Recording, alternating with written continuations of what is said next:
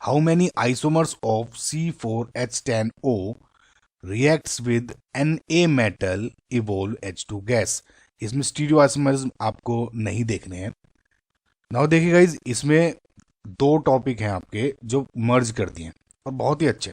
पहली बात तो आपको पता होना चाहिए कि C4H10O के आइसोमर्स कितने बनते हैं, और जब वे आइसोमर्स जब सोडियम मेटल के साथ रिएक्शन करते हैं तो H2 गैस किन केसेस में निकलती है। ठीक है, देखिए पहले आपको मैं ये वाला पार्ट बता देता हूं ताकि आसानी हो जाएगी आपको। ठीक है, देखिए वी नो कि जो सोडियम मेटल है आपका बहुत ही आसानी से एक इलेक्ट्रॉन निकाल देता है, और इसी इलेक्ट्रॉन निकालने की वजह से ये जो सोडियम है is a very good reducing agent. बहुत ही अच्छा रिड्यूसिंग एजेंट होता है। इसका मतलब दूसरों को रिड्यूस कर देता है एंड खुद को ऑक्सीडाइज कर देता है।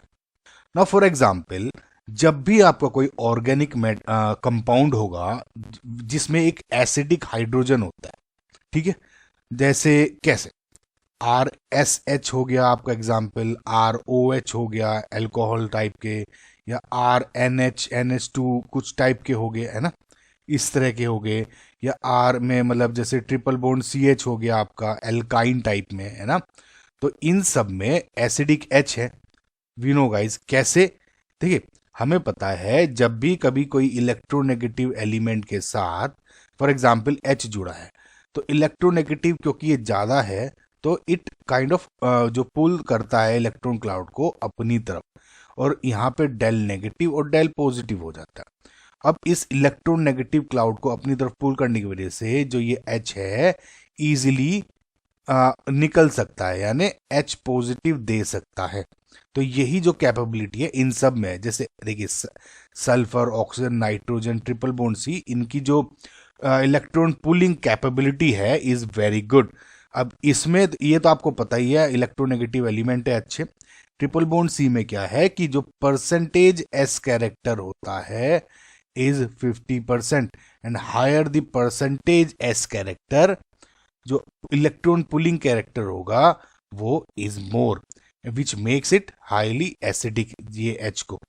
दूसरे एग्जाम्पल आप जैसे देख सकते हो HCl है, इसमें H बहुत इजी निकल जाता है क्योंकि Cl हाईली इलेक्ट्रोनेगेटिव एलिमेंट है। सिमिलरली HI, HBr, इनफैक्ट अगर वाटर को भी देखोगे HOH, उसमें भी ये थोड़ा सा, ये वाटर के केस में थोड़ा सा वो हो जाता है, लेकिन फिर क्योंकि HOH में क्या हो जाता है हाइड्रोजन बॉन्डिंग वगैरह भी हो जाती है, लेकिन इस केस में फिर भी अगर आप देखोगे थोड़ा सा एसिडिक ये वाला ही H रहता है, स्लाइटली एसिडिक, है ना। तो आप समझ गए होंगे ये कंसेप्ट। अब रिएक्शन क्या होती है आपको एक एग्जाम्पल दे देता हूं ताकि आप आइसोमेरिज्म जब देखते हो शक्ल देखते ही आपको समझ में आ जाएगा। अभी मैंने आपको बताया कि Na है जैसे बहुत ही अच्छा इलेक्ट्रॉन जो रिड्यूसिंग एजेंट है, इलेक्ट्रॉन बहुत आसानी से निकाल देता है ना। फॉर एग्जाम्पल मैं एल्कोहल का ही एग्जाम्पल ले लेता हूँ, एक ROH।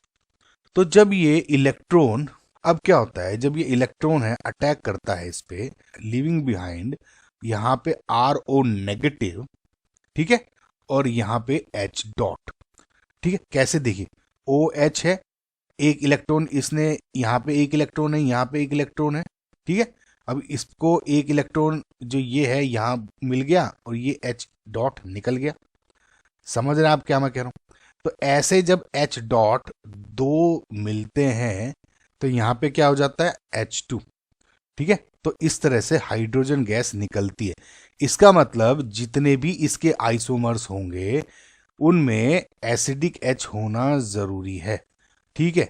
अब इसके अगर आप आइसोमर्स बनाएं तो ये होते हैं, तो इसमें ये वाले तो हैं सब के सब एल्कोहल्स, राइट, और ये क्या हो गए सब तीनों ईथर्स।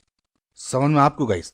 अब मैंने आपको क्या बताया कि Na मेटल के साथ जब भी रिएक्शन करने के लिए एसिडिक H प्रेजेंट होना जरूरी है, लेकिन यहाँ पे ईथर में तो कोई एसिडिक H नहीं है, समझ रहे आप, तो ये तो आपके काउंट नहीं होंगे। अब इन सब में एक ये एसिडिक H है, एक ये एसिडिक H है, इधर भी एसिडिक H है, इधर भी एसिडिक H है, ऑब्वियसली सबके सब एल्कोहल्स हैं। तो जो आपके कितने आइसोमर्स हो जाएंगे इसके 1 2 3 एंड 4, तो जो आपको फाइनल आंसर है इज 4।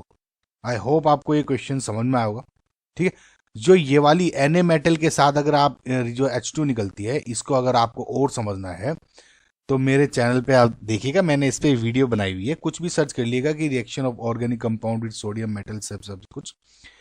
ओके, तो इस तरह से देखना।